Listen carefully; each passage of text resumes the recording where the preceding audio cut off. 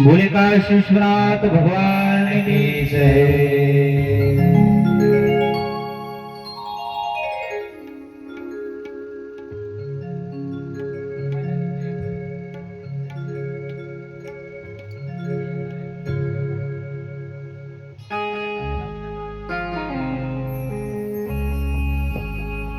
बोले काशी विश्वनाथ भगवान की जय। जीवनामध्ये काशी विश्वनाथ बाबांचं महात्म्य इतकं अगाध आहे की ते कळत न कळत आपल्या हातातून पुण्य होते। जर आपण नित्य नेमाने रोज सकाळी सायंकाळी भगवान शिवालयाच्या दर्शनासाठी शिवालयामध्ये गेले तर आपल्याला पुण्य प्राप्त होते, त्यांचा आशीर्वाद प्राप्त होते, असे त्यांचे महात्म्य नाही का? म्हणून नेहमी आपण त्यांचं नाम सतत श्रवण केलं पाहिजे। अनेक तीर्थ फिरा, तो देव तुम्हाला प्रसन्न होणार नाही। आता शिर्डीला जा, त्या ठिकाणी सोनं दान करा, अनेक मंदिरामध्ये जा, पूजा पैसे देऊन पूजा करा, पण भगवान शंकराच्या शिवालयात आहे का? नाही। भगवान शंकराला महागडे वस्त्रही पाहिजे नाही, सोनं चांदीही पाहिजे नाही। जे जगामध्ये कुठेही अर्पण होत नाही ते भगवान शंकराच्या शिवालयामध्ये भगवान ज्योतिर्लिंगावर अर्पित होतात। बेलाची पान, आता धतुरा नाही का,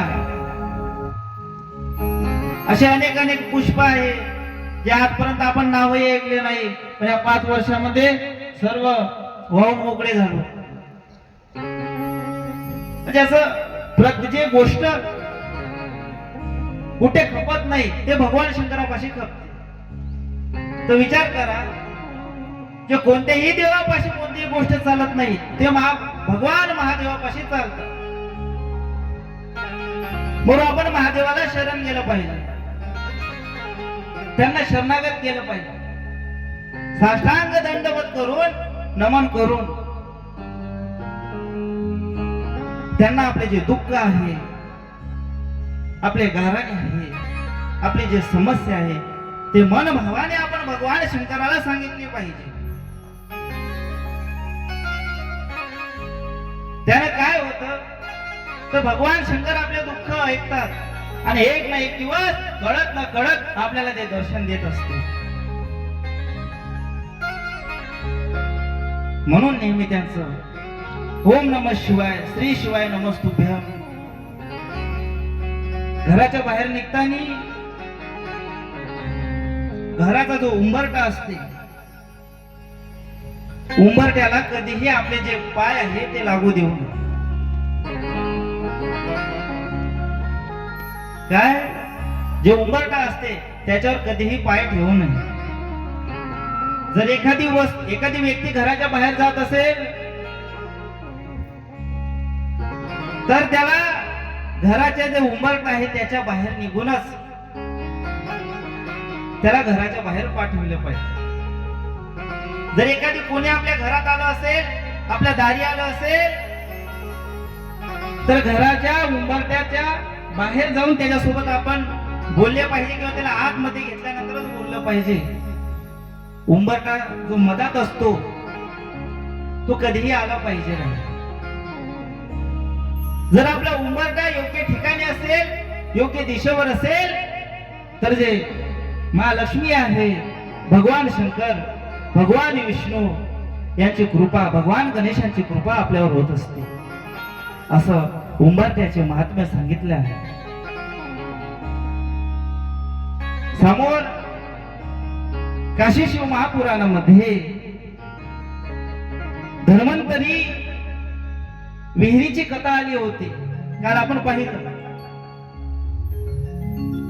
की महामृत्युंजय महादेव मंदिर आहे काशीमध्ये, ज्योतिर्लिंग आहे. आणि त्या महामृत्युंजय महादेवाच्या बाजूनेच धन्वंतरी विहीर आहे, कुवा आहे. धन्वंतरी गंधर्वाने त्या ठिकाणी 7 प्रकारचं त्या ठिकाणी जितके काही औषधी आहे त्या विहिरीमध्ये टाकल्या. आणि ते प्राणी आपण पाणी ग्रहण केल्यानंतर जे काही रोग आहे ते आपला बरा होतो. पूर्वी लोक जायचे त्या ठिकाणी आणि आपल्या हातानेच पाणी काढायचे. तर आता त्या ठिकाणी सेवक असतात, 24 घंटे त्या ठिकाणी आपल्याला ते पाणी काढून देते. आणि ते पाणी आपण घरी घेऊन यायचे. एखादी आजार असो, एखादी बिमारी असो, ते पाणी पिल्याने आपला जे रोग आहे ते बरा होते. असं त्या काशीचे महात्म्य आहे. काशीमध्ये एक कंकर शंकर आहे. प्रत्येक ठिकाणी भगवान शंकराचा वास आहे. कारण मा जगदंबे सोबत, मा पार्वती सोबत, अन्नपूर्णा माते सोबत त्या ठिकाणी त्यांचा सहवास आहे. आपल्याला प्रत्येक ठिकाणी अशी अनुभूती होईल की भगवान शंकर त्या ठिकाणी आहे. म्हणून आपण हे प्रयत्न करायचा की जितका आपला फावला वेळ आहे तितक्या वेळ आपण भगवान शंकराचीच कथा श्रवण केली पाहिजे.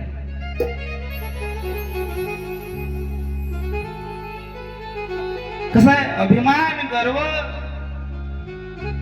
ह्या गोष्टी, सौंदर्य ह्या काही काळापुरताच असते.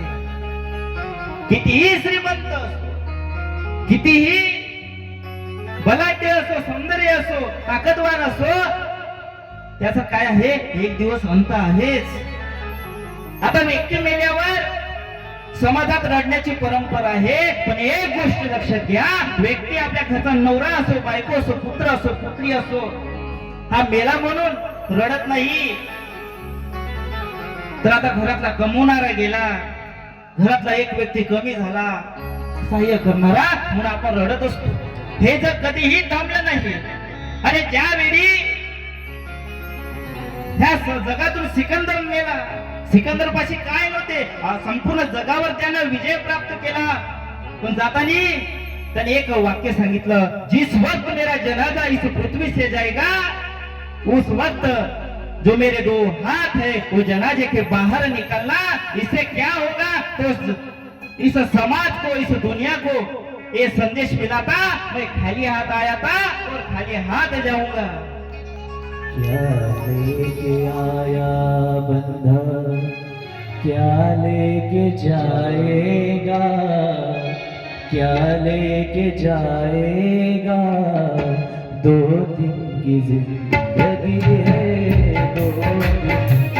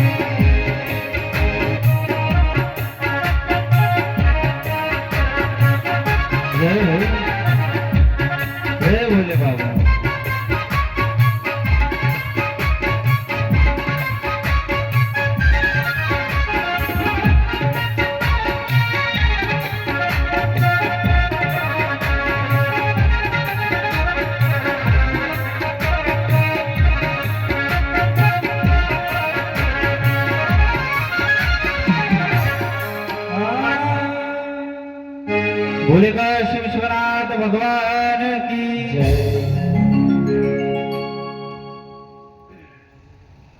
तर असं काशी विश्वनाथ बाबांचे महात्म्य आहे. की जीवनामध्ये आपण काहीच घेऊन आलो नाही आणि काहीच घेऊन जाणारही नाही, मग अभिमान गर्व कशाचा? समोर काशी शिव महापुराणामध्ये स्त्रियांसाठी 5 गोष्टी महत्वाच्या सांगितल्या आहेत. 5 गोष्टी महत्वाच्या सांगितल्या आहेत. स्त्रियांनी ध्यानपूर्वक ऐका. ज्यावेळी आपण स्वयंपाक करत असू, स्वयंपाक करत असताना जे पीठ आहे, काय करता तुम्ही सांगा? महिला मंडळ पोळ्या बनवायच्या आधी काय करतो आपण?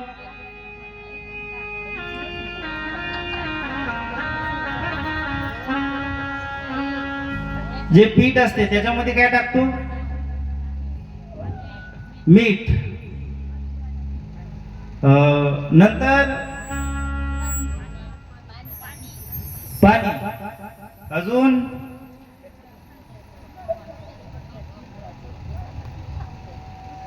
काय टाकतो घोडेबाई सांगा?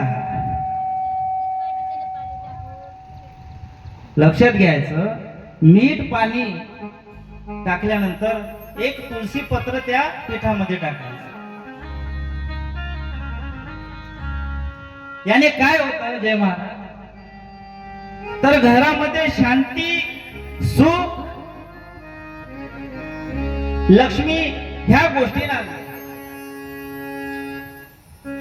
आता आजपासून सायंकाळपासून संध्याकाळपासून टाकसाल ना, ते आपल्या घरी सुकूडच असतं नाही का? काही विकत तर बाहेरून आणा नाही लागत. तुळशी पत्र घ्यायचं आणि पिठामध्ये टाकायचं. याने सुख, शांती, समाधान, लक्ष्मी आपल्या घरी आणते. दुसरी गोष्ट, आता पाणी टाकलं त्यानंतर काय करता?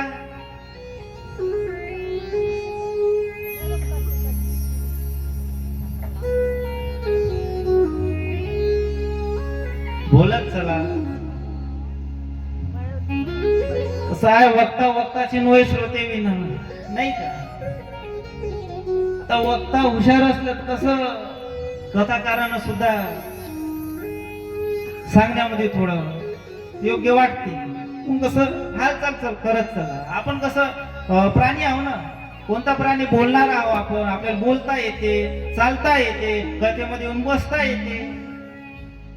आता जे बाहेरचे प्राणी आहेत त्यांना येता येते का? नाही. आता एखादी कुत्रा आणला का धर बोटानं मार,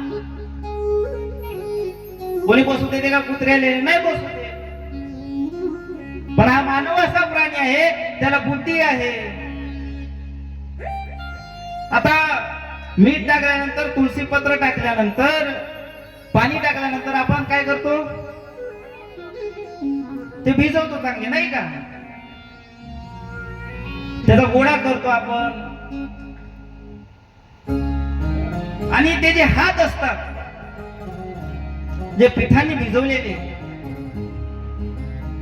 त्यांनी त्या हातांनी कोणतीही वस्तू खायची नाही हात धुतल्याशिवाय.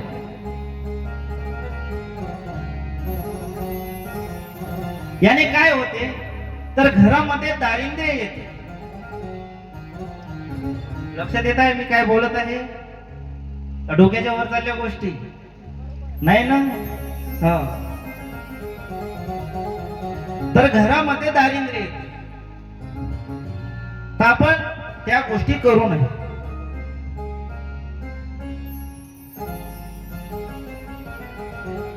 घराच्या स्वयंपाक घरामध्ये ज्या ठिकाणी आपण स्वयंपाक करतो त्या ठिकाणी एक झाडू नेहमी असला पाहिजे. एक झाडू नेहमी असला पाहिजे. आणि घरामध्ये स्वयंपाक करतो त्या ठिकाणी एक अन्नपूर्णा मातेची प्रतिमा सदैव त्या ठिकाणी असली पाहिजे.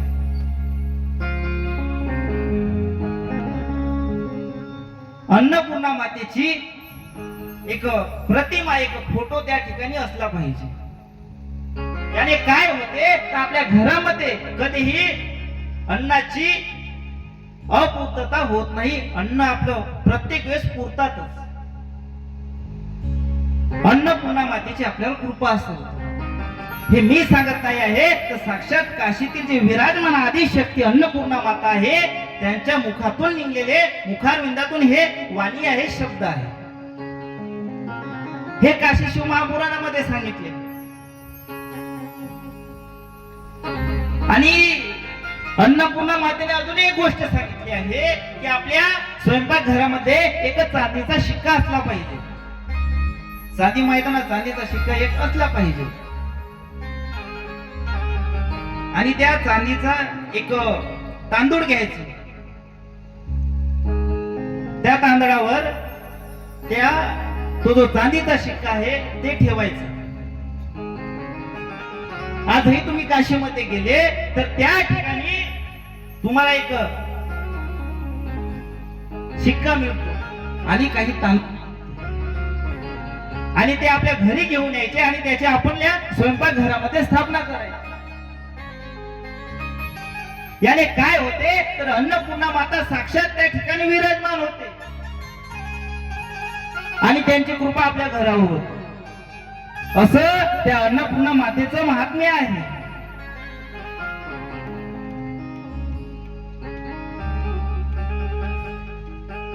त्यानंतर अन्नपूर्णा मातेनं एक गोष्ट अजून स्त्रियांसाठी महत्वाची गोष्ट सांगितली आहे की अमावस्या, पौर्णिमा आणि एकादशी, अमावस्या, पौर्णिमा आणि एकादशी या 3 दिवशी कधीही आपले जे केस आहे ते धुवायचे नाही. बाकी इतर दिवशी चालते. असे मा अन्नपूर्णाने या ठिकाणी विवेचन केले आहे.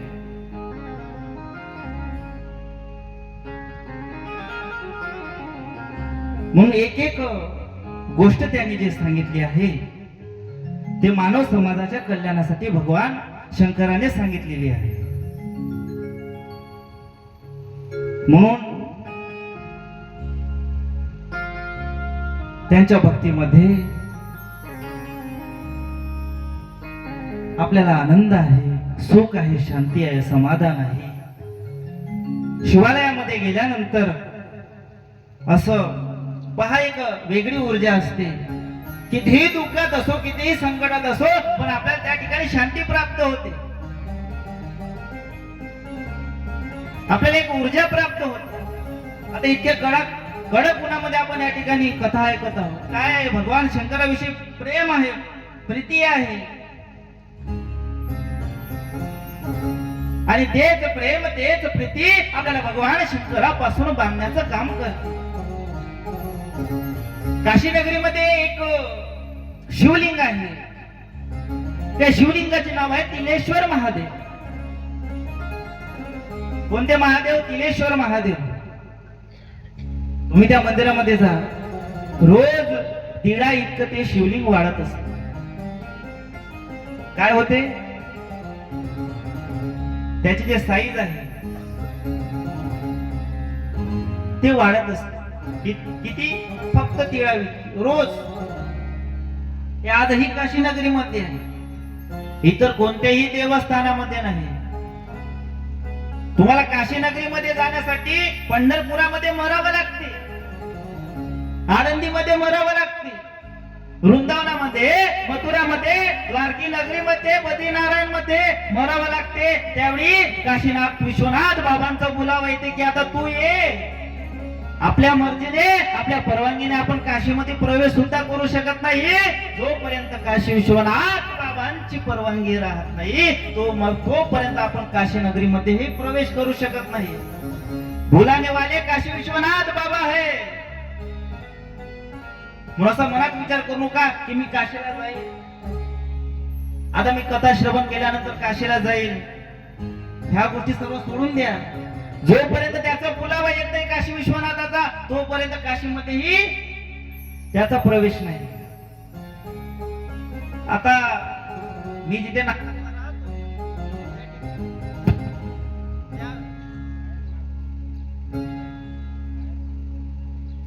हॅलो, आता ज्या ठिकाणी मी नागपूरला राहतो तिथे एक काशीचे गृहस्थ आहे, नाही का जय महाराज? आता ते मिलिटरी मध्ये असताना त्यांची ड्युटी नागपूरला होती. सर्व झालं, घरदार नागपूरला तयार केलं, बांधलं, मोठं जात घर आहे. पण ते परत काशीला जाऊ शकत नाही. जन्म काशीचा आहे.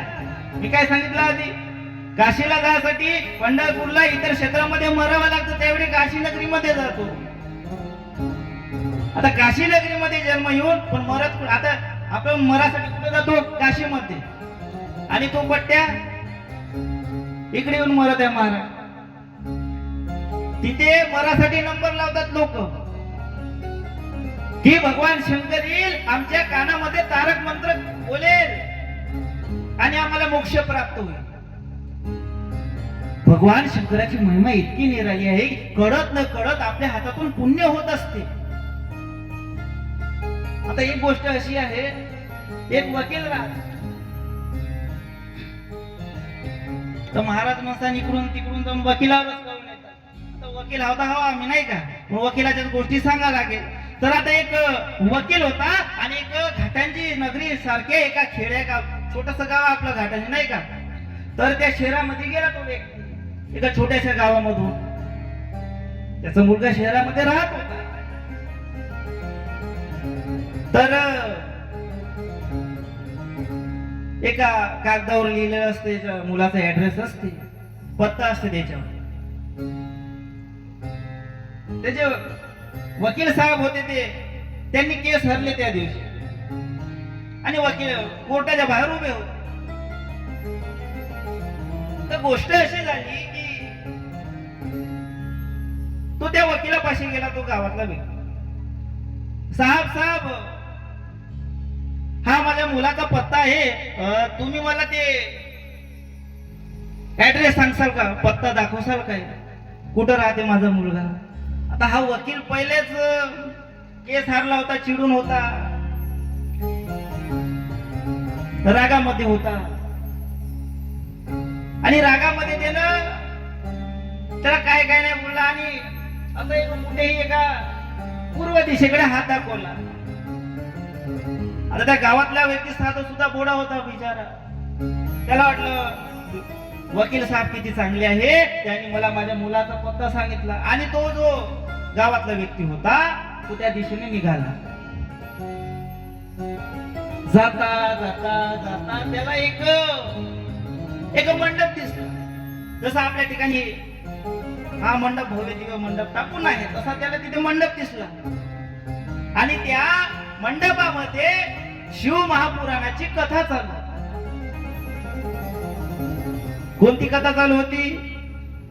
शिव महापुराण कथा चालू. आता बिचारा थकला, उन्हाळ्याचे दिवस, का आशिष महाराज फेब्रुवारी मध्ये कथा होती, मार्च मध्ये आणली. मस्त आम्ही थंडीमध्ये कथा ऐकायला येत होतो. 15 दिवस एक महिना कथा लेट झाली आपली यावर.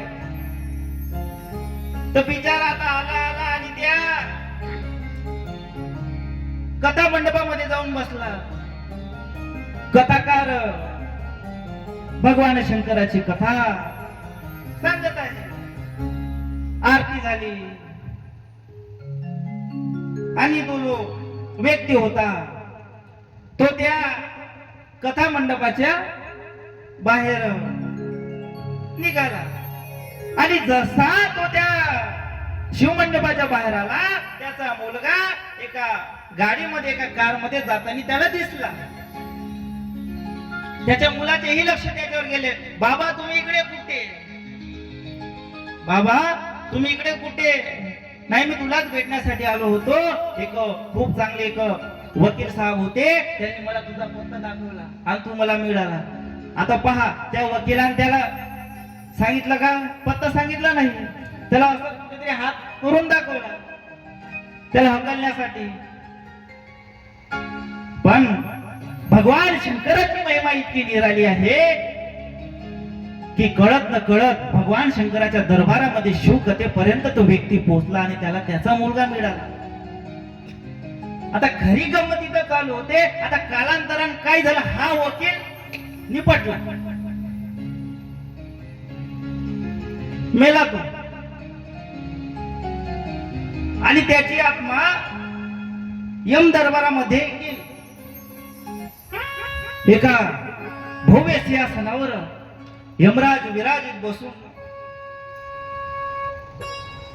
काळकुट्ट शरीर, हातामध्ये गदा, असं भयंकर त्यांचं तेजस्वी रूप. आणि एका बाजूने चित्रगुप्त बसलेला. यमराज चित्रगुप्ताला म्हणतात, चित्रगुप्त, इस आदमी का पुण्य का लेखा मेरे पास लाओ. इसने क्या अपने जीवन में पुण्य किए हैं, क्या पाप किए, उसका लेखा मेरे को दिखाओ. उसका जो फाइनल अकाउंट है, त्याला मराठीत म्हणतात ताळेबंद, कॉमर्स मध्ये, ते दाखव. ते रजिस्टर दाखव. याने काय पुण्य आहे. चित्रगुप्त म्हणतो, देवा याने एकही पुण्य केलं नाही.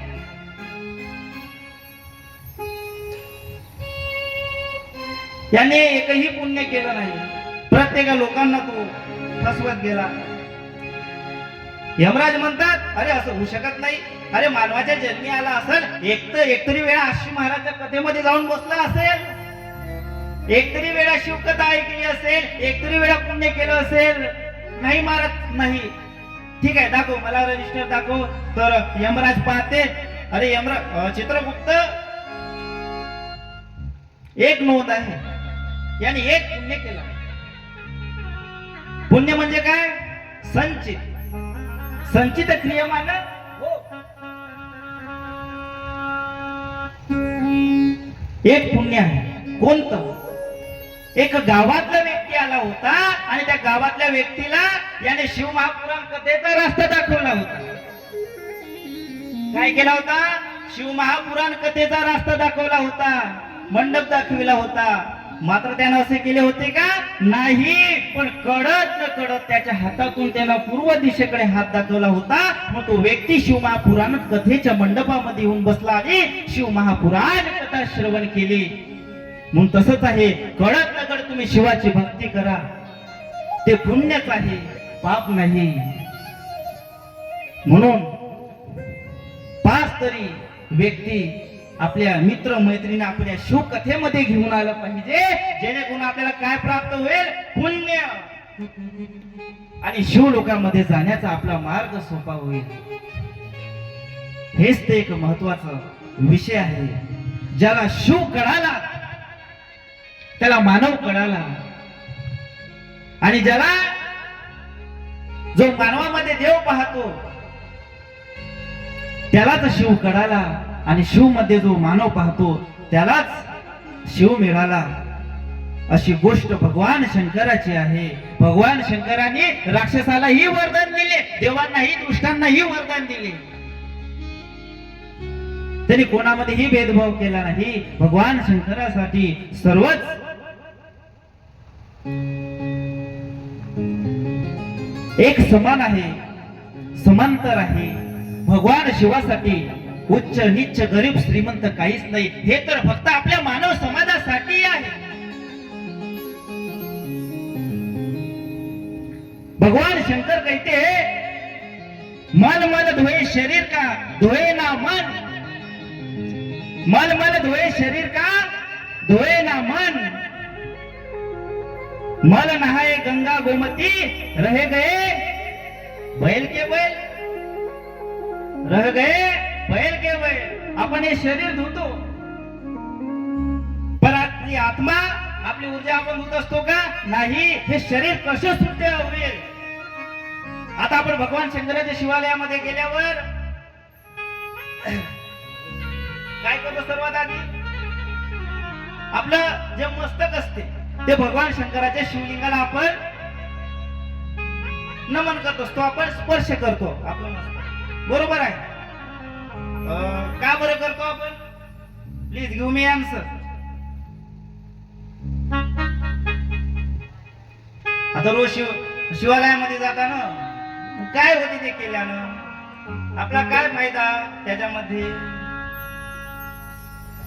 ज्या वेळेस आपण आपले जे मस्तक आहे भगवान शंकराच्या शिवालयाला, ज्योतिर्लिंगाला आपण स्पर्श करत असतो, जितके काही आपले पाप आहे, जे मृत्यू आपल्या मस्तकावर आहे आणि जे आपल्या भाग्यामध्ये ह्याच्या डोक्याच्या जे रेषा आहे, जे रेखा आहे,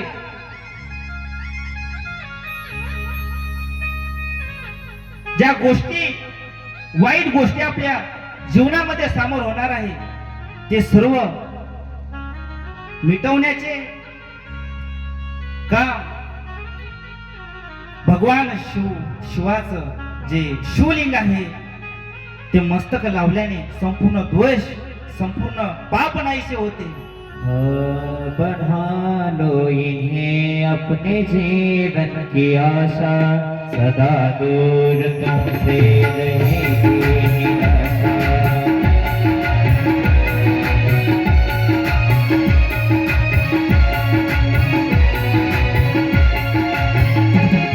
बढ़ा लो इन्हें अपने जीवन की आशा, सदा दूर तुमसे रहेगी निराशा. बिना वरदान तुमको मिलेगा, समझते वो हर एक क्षण की भाषा. उन्हें आपने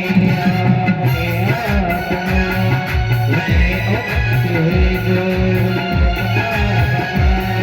उन्हें को अपना बनाने महादेव जगते निराले, बड़े सीधे साधे बड़े भोले भाले.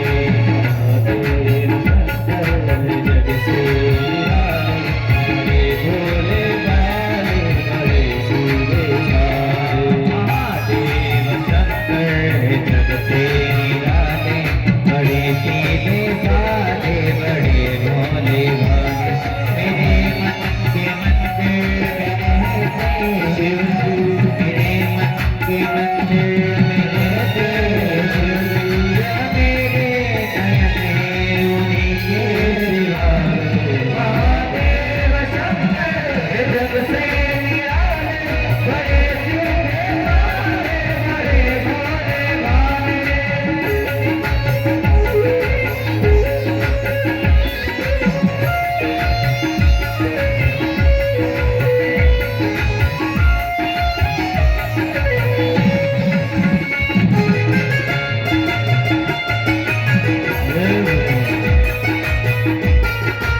बड़े भाव से हर हर महादेव.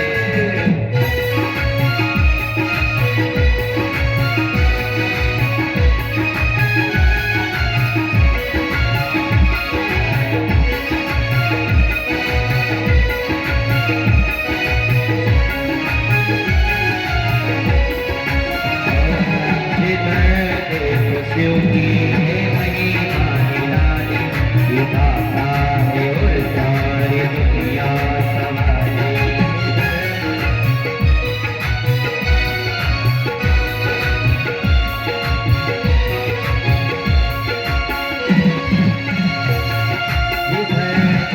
शिव की है महिमा निराली, ये दाता है और सारी दुनिया निराली.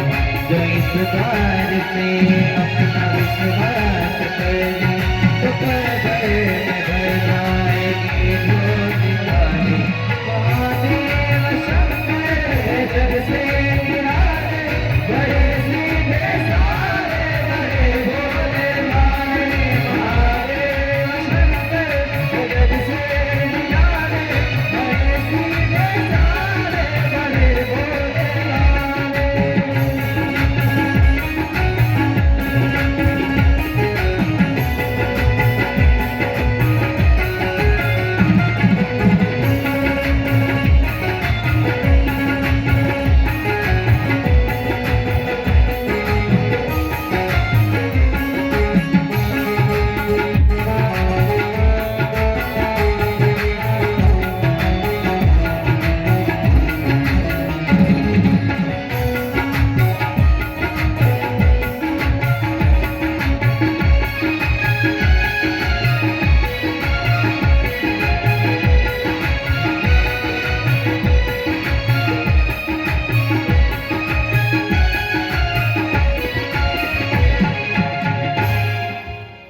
भोले का विश्वनाथ भगवान की जय। नमः पार्वती पतेश्वर महादेव।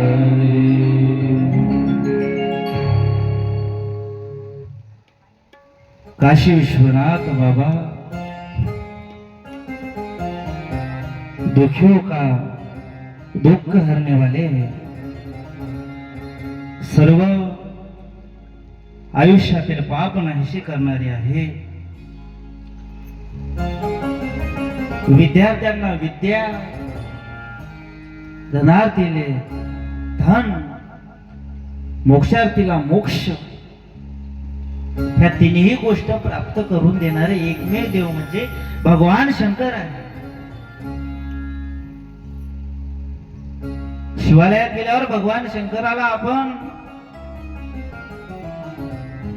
केवढं मागण्यासाठी जात असतो, पण कोणी असा असेल की काम नसेल, एखादी अपेक्षा नसेल, तरी भगवान शंकराला कधी प्राप्त केला आहे की देवा आज मी तुझ्यासाठी आलो आहे? नाही। आपण फक्त भगवान शंकराला काही मागण्यासाठी शिवालयामध्ये जात असतो।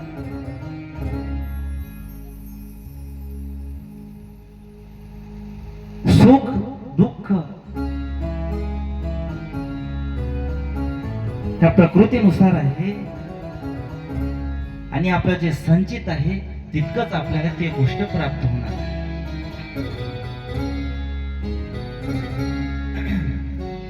अन्नमान धान, अन्नमान धान, अन्नमान धान,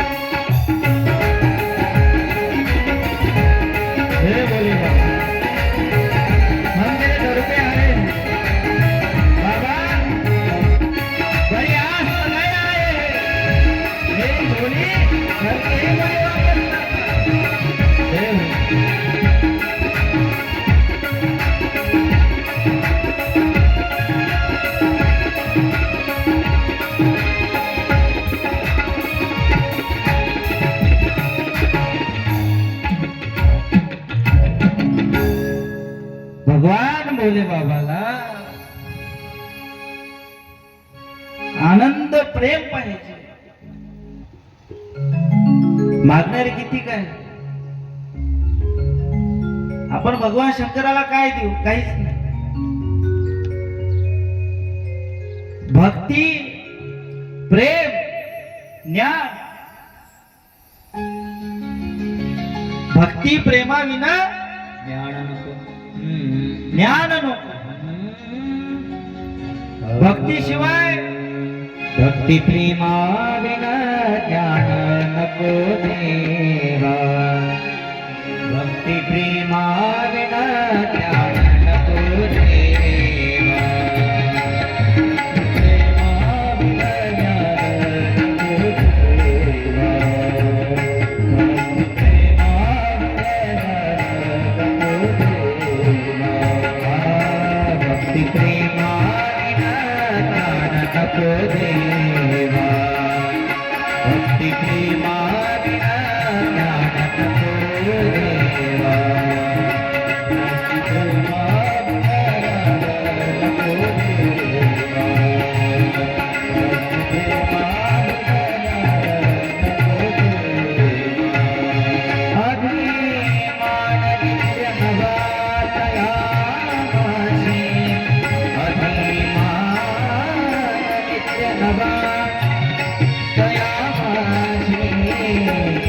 भक्ती प्रेमा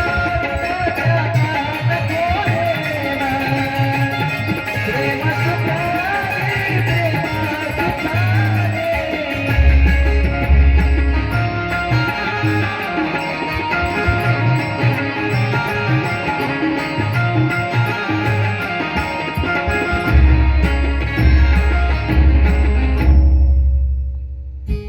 भक्ती प्रेमाविना ज्ञान नको दे.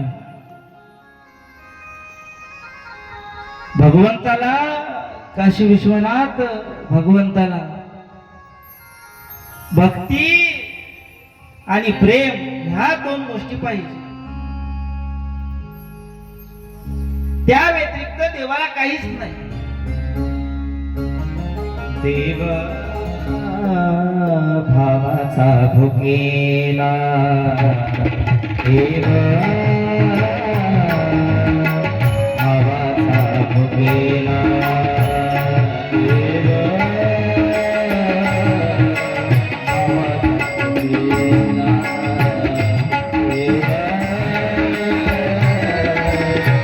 भावाचा भुकेला देव भावाचा भुकेला देव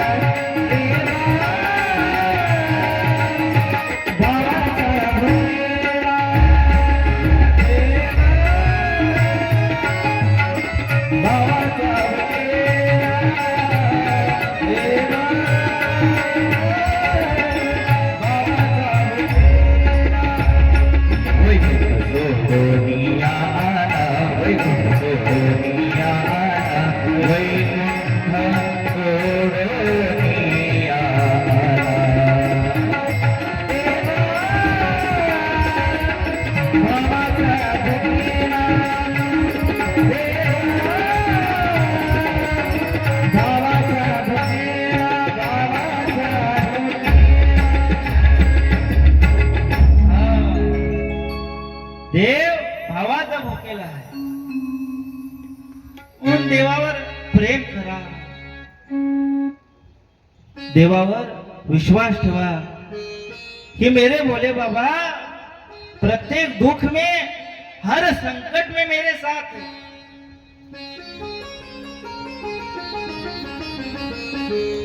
भगवान शंकर आपल्याला कोणत्याच दुःखामध्ये ठेवू शकणार नाही. जशी एक आई असते आपल्या लेकराला कधीही दुःखामध्ये ते पाहू शकत नाही, त्याच प्रकारे भगवान शंकर ही आपल्या भक्ताला दुःखामध्ये पाहू शकत नाही. एक रुद्रसेन नावाचा एक व्यक्ती होता. त्याची एक पत्नी होती वीरलता नावाची. दोघही भगवान शंकराची परम भक्त होते. काय होते? परम भक्त होते. भगवान शंकराची आराधना करत होते. भगवान शंकराने एक दिवस परीक्षा घेण्याचे ठरवले.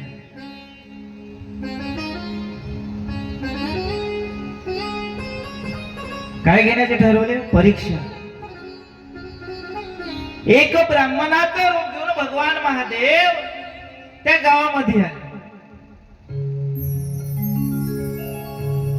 आणि त्या गावामध्ये भिक्षा मागू लागले. भिक्षाम दे. आणि त्या रुद्रसेनच्या घरी महादेव त्या ब्राह्मणाच्या रूपामध्ये आले. भिक्षाम देहि.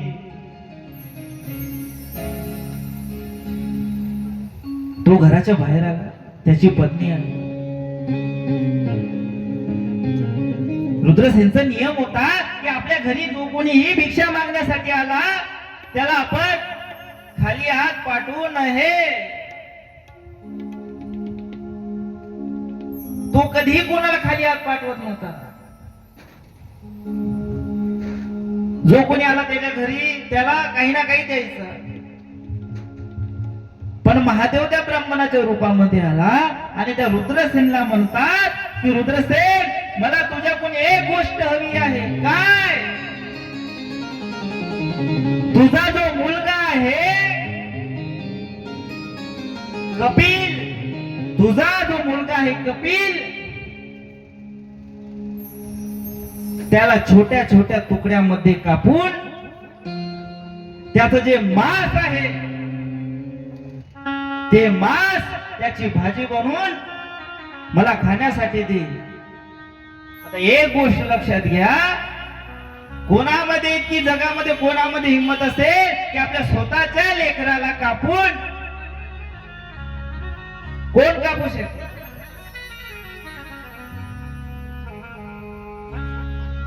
पण भोलेनाथ कसे आहे? जग से निराळे. भगवान शंकराचा पॅटर्नच वेगळा आहे. आता काय झालं, एक लखनौचा नवाब होता.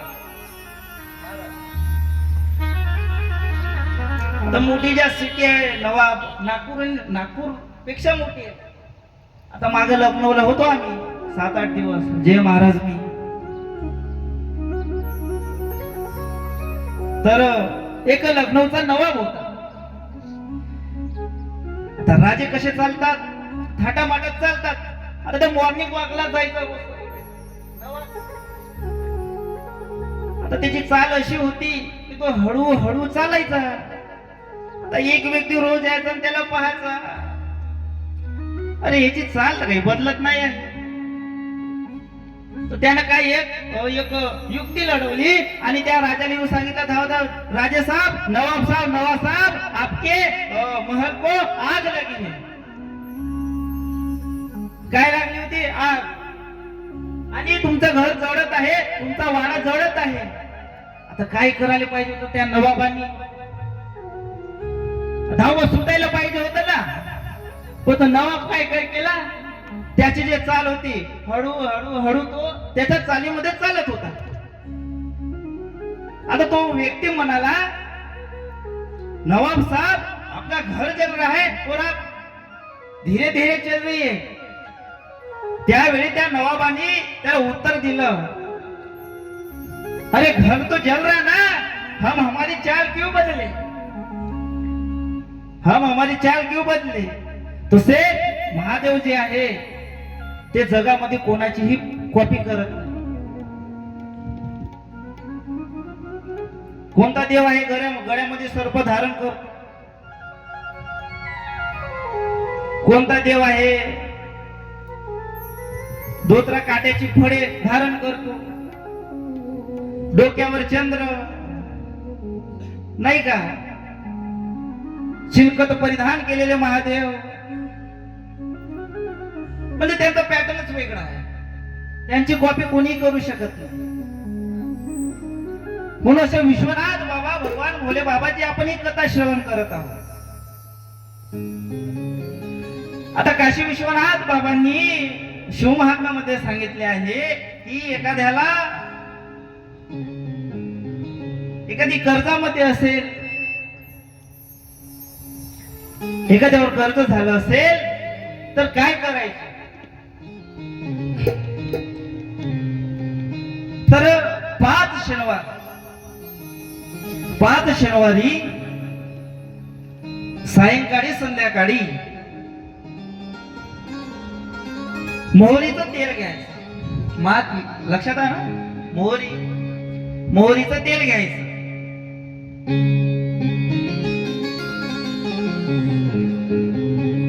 त्याच्यामध्ये 4 लवंग टाकायचे आणि 5 विलायची टाकायची आणि त्याच्यामध्ये एक वाट टाकून त्या दिव्यामध्ये पिंपळाच्या झाडाखाली 5 शनिवारी तो दिवा लावायचा. असे केल्याने जे कर्ज आहे आपल्यावर ते संपूर्ण प्रमाण नाही शिकून जाते. हे विद्येश्वर संहितेमध्ये शिव महापुराण कथेमध्ये काशी विश्वनाथ बाबांनी महात्म्यामध्ये सांगितले. म्हणून सत्य होय ही जीवाच्या भजो भजो गणपती, सत्य जाणव जाना भंग सुटन देवांगना. कलियुगामध्ये जे आज दुराचार चालू आहे, आपण भगवंतावर आस्था ठेवत नाही म्हणून आपल्या घरी दुःख आहे.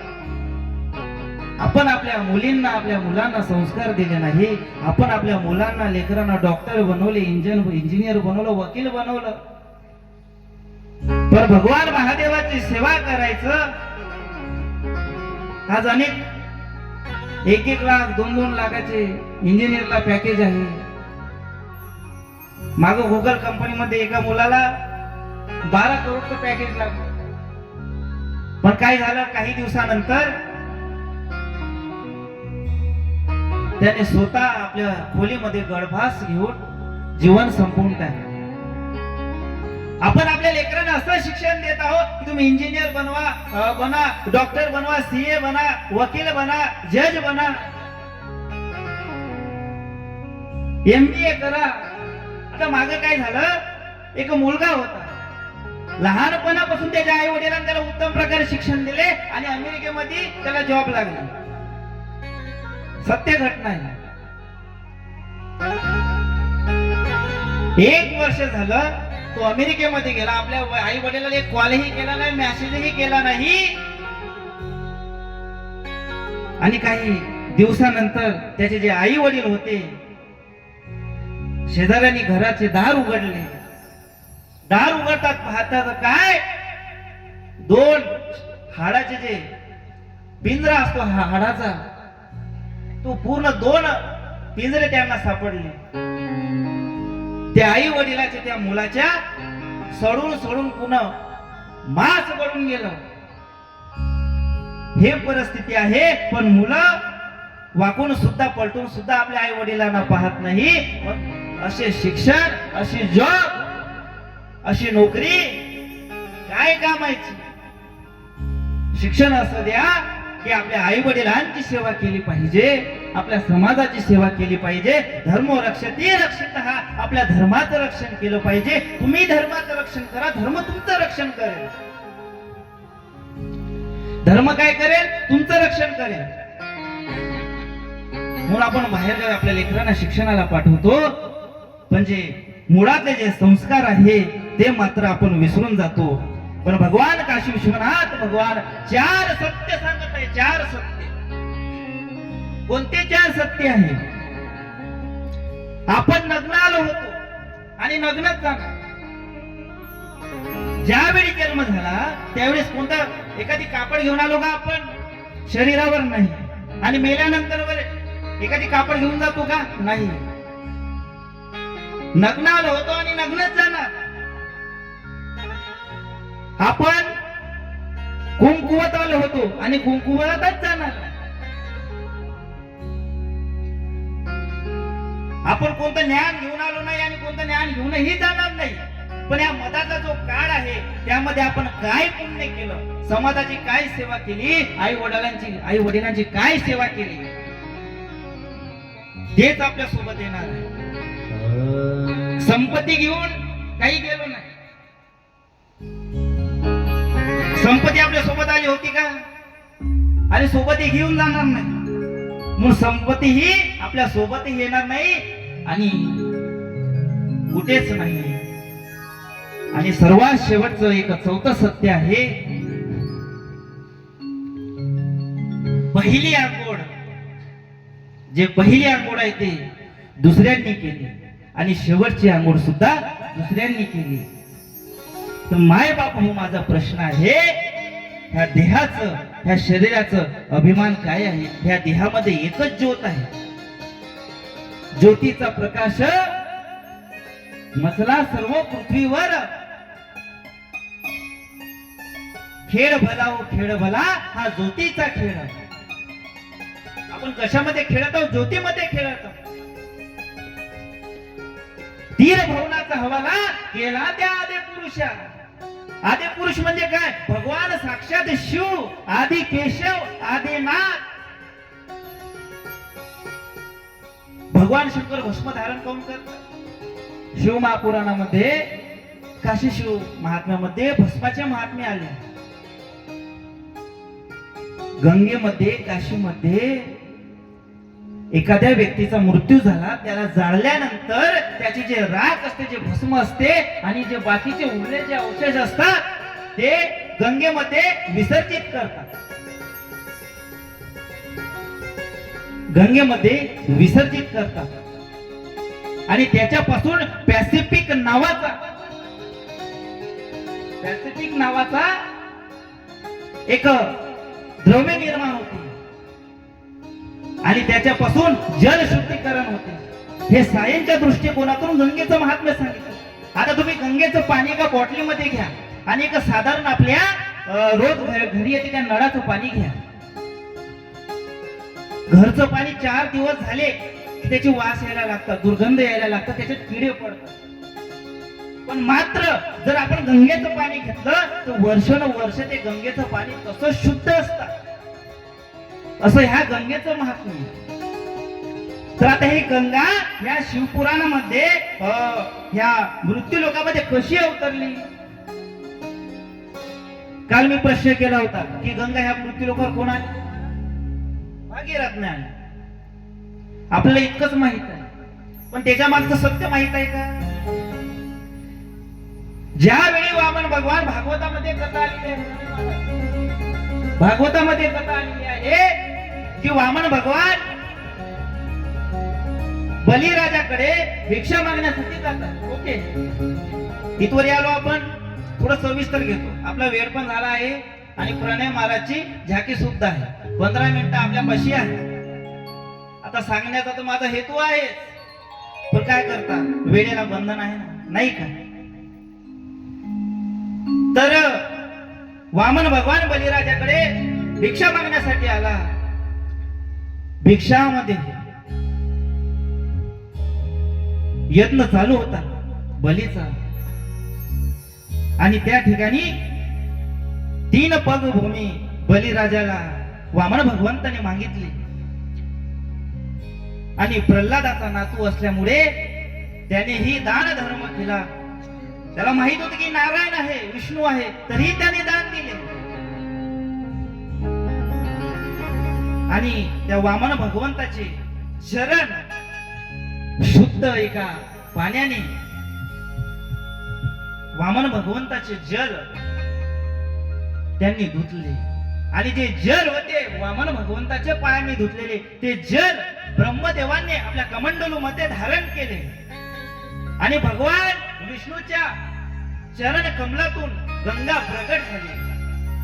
भगवान विष्णूच्या जे पाय धुतले होते, जे पाणी होतं, त्या ठिकाणापासून ते जे चरणामृत आहे त्याच्यापासून गंगा निर्माण झाली, ब्रह्मदेवाच्या कमंडलू मध्ये धारण झाली. ब्रह्मदेवाच्या कमंडलू मधून ब्रह्मा भगवान शंकराच्या मस्तकावर धारण झाली. आणि त्यानंतर पृथ्वी लोकामध्ये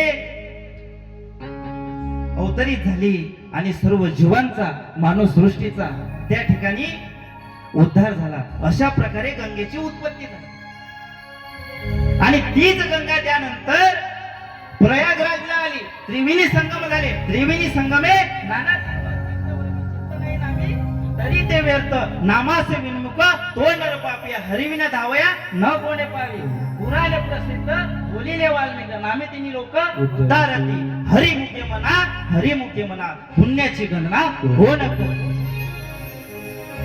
त्रिवेणी संगम कुठे आहे? प्रयागराज. हरिपाठामध्ये आले आहे ना, त्रिवेणी संगमे नाना तीर्थ भ्रमी. तुम्ही अनेक तीर्थ फिरा, पण प्रयागराजचे महात्म्य काही वेगळेच आहे. महाभयंकर असा विशाल कुंभमेळा झाला, जय महाराज मी कुंभमेळ्याला जाऊन आलो आणि आता नुकतंच 1 महिना आधी सुद्धा आमचे ज्ञानेश्वर भाऊ आम्ही काही मंडळी त्या ठिकाणी प्रयागराजला जाऊन आलो आणि थेट त्रिवेणी संगम मध्ये 5 किलोमीटर आतमध्ये नावेच्या माध्यमाने जाऊन त्रिवेणी संगमाचे स्नान करून आलो. आता त्रिवेणी संगम कसं असतं त्या ठिकाणी प्रयागराजला एक बोट असते. त्या बोट मध्ये त्या नावेमध्ये बसायचं आणि 5 किलोमीटर जायचं आतमध्ये मधामध्ये जमीन नाही काही नाही. तिथे एक बोटीचा प्लॅटफॉर्म असतात. एक बोट इकडून एक बोट इकडून मधामध्ये खाली जाडी लावलेली असतात. एक पाटीसारखं एक काहीतरी खाली असतात आणि त्या 150 ते 200 फूटच्या मधामध्ये जाऊन तिथे डुबकी मारावी लागते. मधामध्ये जाऊन पाय घसरला का हर हर गंगे. पण जी शक्ती आहे गंगा मातेची, नर्मदा मातेची, सरस्वती मातेची ते काही निरालीच आहे. आणि त्रिवेणी स्नान केल्यानंतर जे काही आपले दोष आहे, जे 21 पिढ्या आहे त्यांचा उद्धार होतो. प्रयागराजला गेल्यानंतर ते जे जल आहे ते आपण आपल्या घरी घेऊन यायचं. मात्र काशीचं उलट आहे. काशीला गेल्यानंतर जे गंगेचं तीर्थ आहे ते घरी कधीच आणायचं नाही.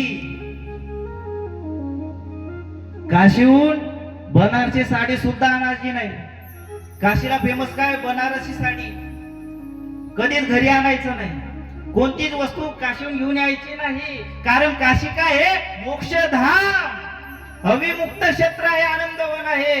त्या ठिकाणी रात्रंदिवस प्रेत जाळल्या जाते. जे जीव असते, जे जंतू असते त्यांना ठिकाणी मुक्ती मिळते. आणि एखादी वस्तू त्या कपड्यावर, त्या वस्तूवर किंवा त्या जलामध्ये एखादी जीव असेल ते आपल्या घरी घेऊन येऊ आपण तर त्यांना मुक्ती मिळणार नाही. कारण प्रत्येक जीव एक जंतू असो, मुंगी असो, चिलूट असो, काही असो, त्यांना तिथं मुक्तीचा अधिकार आहे. आणि ते आपल्या सोबत आलं तर त्यांना मुक्तीपासून वंचित केल्याचे दोष आपल्याला प्राप्त होते. दोष आपल्या मागे लागते. काशीहून कोणतीही गोष्टी आणायची नाही. असे या त्रिवेणी संगमाचे महात्म्य आहे. काशी जी गंगा आहे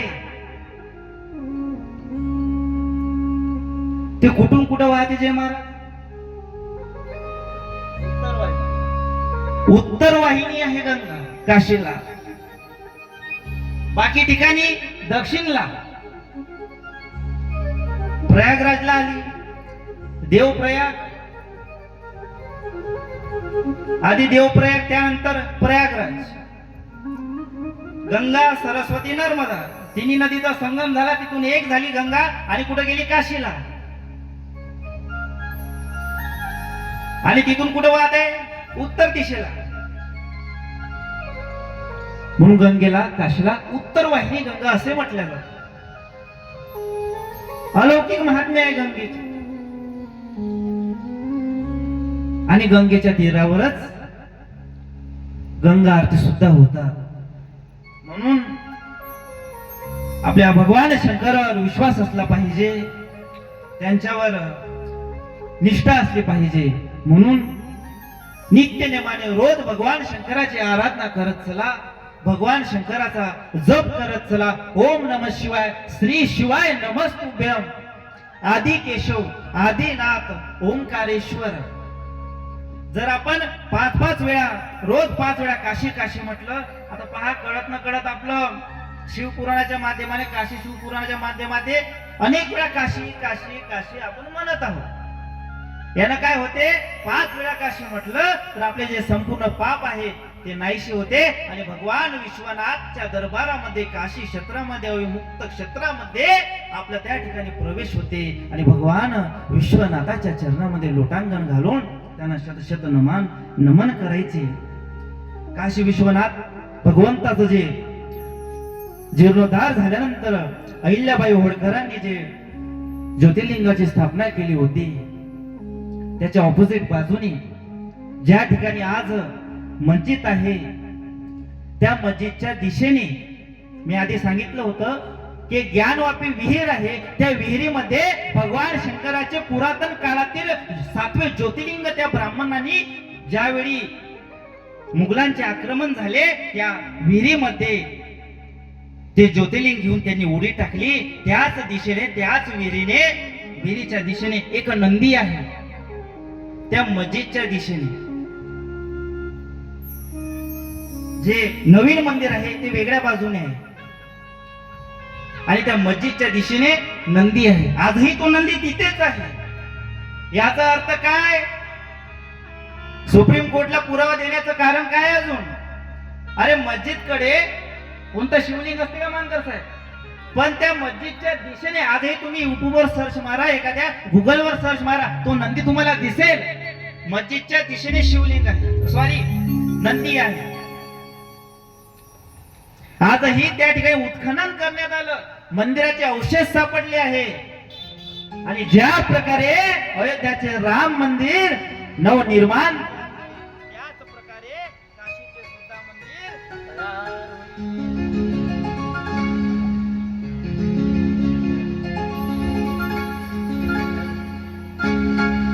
बोले काशी शिव विश्वनाथ महाराज की जय. हर हर महादेव शंभो काशी विश्वनाथ गंगे.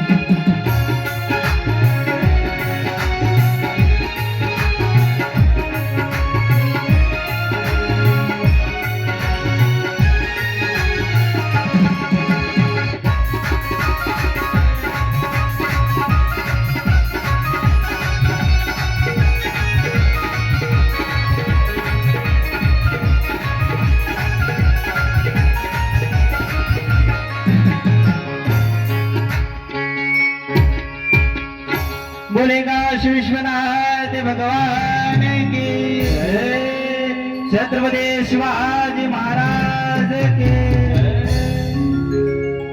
म्हणजे असं काशीचं महात्म्य आहे. या नक्कीच जाऊन या काशीला भेट द्या. शिवपुराण झाले की, तर अंतिम सत्य हे शिवच आहे. सत्यम शिवम सुंदर. शिव सत्यही आहे, सुंदरही आहे. असं अविमुक्त क्षेत्र आहे. त्या भगवान काशी विश्वनाथाच्या दरबारामध्ये कथेचा आज तृतीय दिवस. ह्या तृतीय दिवसामध्ये जे काही आपली मनोकामना आहे, आपले गाराणे आहे, दुःख आहे, हा दरबार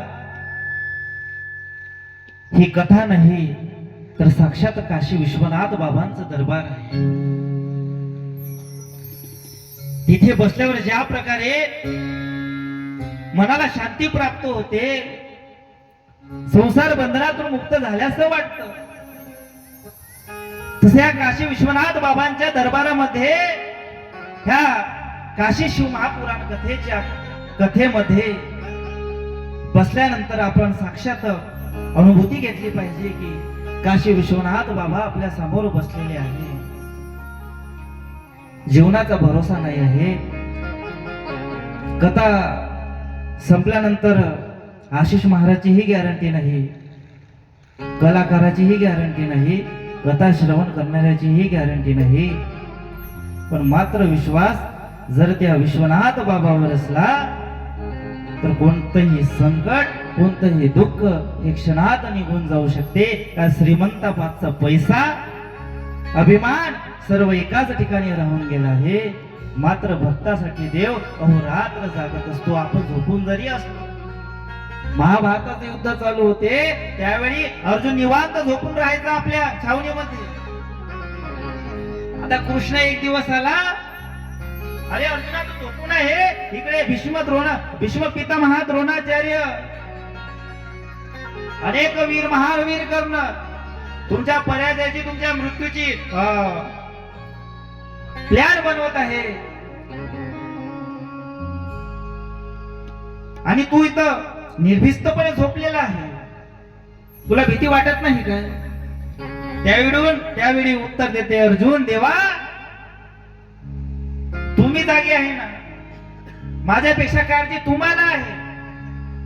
पहा, भक्त झोपलेला असतो पण देव जागा असतो. ज्या प्रकारे कृष्ण जागा होता, म्हणून तसा विश्वास आपला काशी विश्वनाथ बाबावर असला पाहिजे. झाकी तयार आहेत का? घेऊन या. आजची जी झाकी आहे, कथेचा तृतीय दिवस आहे. शेगाव निवासी संत श्री गजानन महाराज यांची सुंदर अशी झाकी येत आहे, म्हणून सर्वांनी थोडीशी मधात जागा ठेवावी.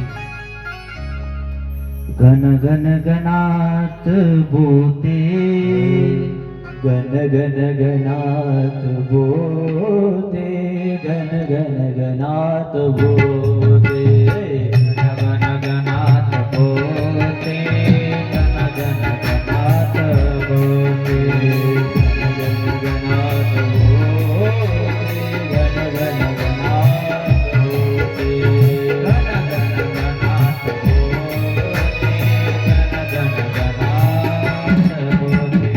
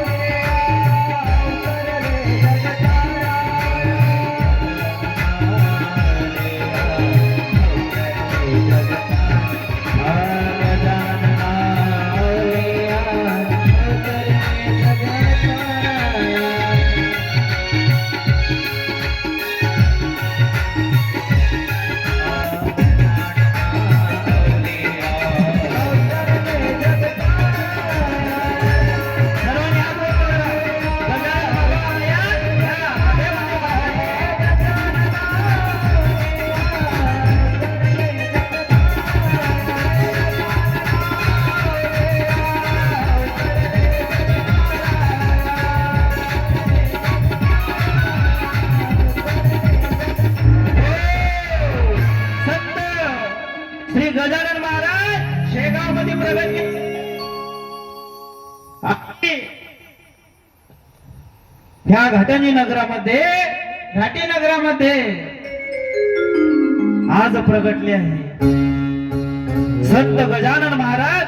प्रकट दिन हा शेगावचे संत गजानन महाराज मार्गशीर्ष महिन्यामध्ये सप्तमी 23 फेब्रुवारी 1878 रोजी शेगावात पहिल्यांदा प्रकट झाले. अनुरेनो मध्ये ब्रह्म व्यापिले उत्पत्ती समा माघ सप्तमी पुण्य दिवसी प्रगटला योगी महा प्रगटला योगी महा अनुरेनो मध्ये ब्रह्म व्यापिले उत्पत्ती समा माघ सप्तमी पुण्य दिवसी प्रगटला